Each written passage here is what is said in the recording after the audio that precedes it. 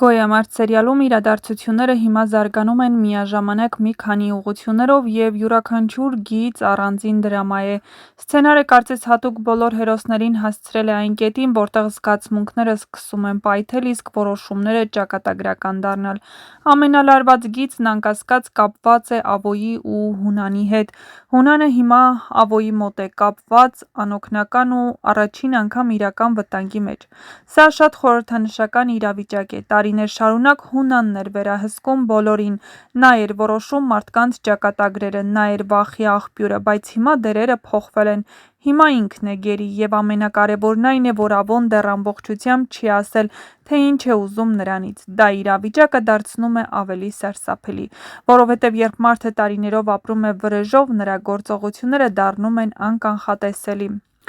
Գոյամարտ հեռուստասերիալում իրադարձությունները հետաքրքիր ընթացք են ստանում, ինչպես պարզ է դառնում, ճակատագիրը կրկնվում է։ Լեոն գնում է նույն ճանապարհով, ինչ որ իր հայրը՝ Ռաֆը, մտնում է փողոցային կռիվների մեջ հանուն գումարի, բայց այս անգամ էլ նա սխալվում է և ոչ թե օգնում է ընտանիքին, այլ գցում պարտքերի տակ, ավելին, այդ պարտքերը միևնույն է Լեոյից ու ընտանիքից վերցնելու են, որովհետև այն մարդկանց հետ, ում նա գործարքի մեջ է մտել, այդքան էլ բարի նպատակներ չունեն։ Բնականաբար նրանք ամեն կերպ փորձելու են այդ գումարը վերցնել։ Ով է պատասխան տալու այդ ընթացքում, կիմանաք շատ շուտով։ Մանանն ու Գրիշոն վերադառնում են Մեղրամսից, բայց Մանանի աչքերից էլ պարզ է դառնում, որ նա բոլորովին էլ երջանիկ չէ Գրիշոյի կողքին։ Նա, ինչպես սերիաներ առաջ նշեց, մտել է այդ տուն, որ մակունցները պատասխան տան Սարգսյաներին։ Սա նշանակում է, որ Մանանի հայտնվելը այդ տանը հենց այնպես չէր և միայն սիրո համար չէր։ Բայց ամեն ինչ դեռ առջևում է, այնպես որ սպասենք նոր ու հետաքրքիր զարգացումներին։ Մյուս կողմից Էռնան թույլ ու անօգնական վիճակից դուրս է եկել և փորձում է պաշտպանել եղբորը։ Նա զենքով գնացել էր Ավոյի մոտ, որպեսզի տեղեկություն ստանար Հունանից, բայց բնականաբար նա այնքան ուժեղ չէր, որ կարողանար Ավոյի հարցերը լուծել, և Ավոն ուղղակի զենքը վերցնում է նրա ձեռքից։ Ինչ է պահանջելու Ավոն Հունանից, ինչու է կապ կպել ու պահել իր մոտ, ինչ է սպասվում առաջիկա սերիաներում, կիմանաք շատ շուտով։ Բաժանորդագրվեք մեր ալիքին,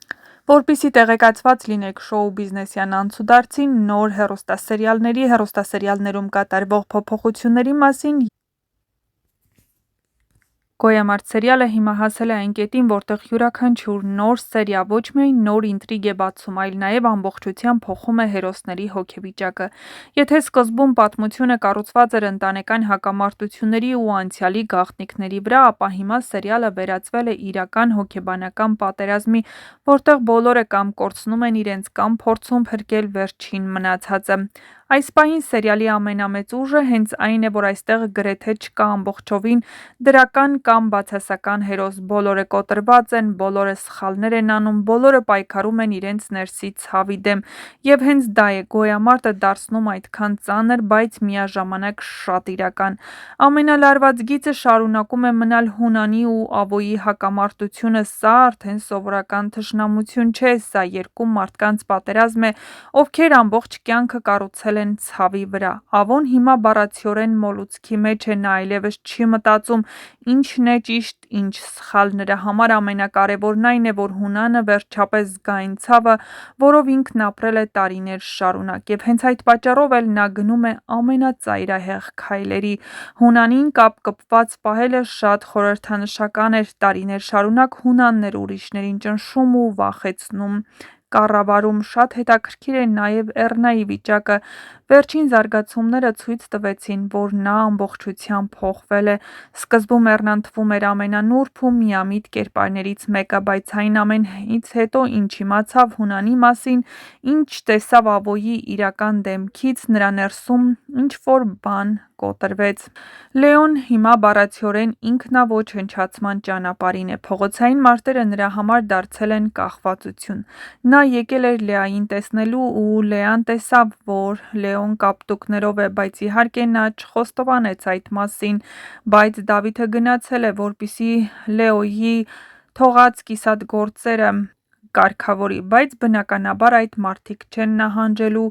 ու Լեոն ընտանիքի հետ միասին պատասխան է տալու պարտքերի համար։ Մանանն արդեն Գրիշոյի կինն է, հարսանիքը տեղի ունեցավ, բայց այդ երջանկությունն այդպես էլ լրիվ չդարձավ։ Եղբայրներն այնտեղ չէին, ընտանիքը մասնատված էր, Դավիթ պապն արցունքներով էր նայում, եւ հենց դա է Մանանի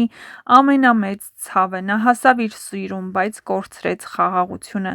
Շատ կարևոր էր այն պահը, երբ պապիկն ասաց, որ աղոթելու է իր երջանկության համար։ Դա շատ խորը տեսարան էր, որովհետև Դավիթ պապը վիրավորված է, կոտրված, բայց իր սերը թոռնուհու նկատմամբ ավելի մեծ է, քան ցավը, եւ այդ օրհնությունը կարծես վերջին փորձն էր պահելու ընտանիքի կապը։ Բայց Մանանն ինքը դեռ հանգիստ չէ, մեղր ամսի ընթացքում անգամ նա սկսում է խանդել Գրիշոյի։ Այս պահին գոյամարտը դարձել է պատմություն մարդկանց մասին, ովքեր փորձում են ապրել իրենց ցավի հետ, բայց անընդհատ կործանում են իրար։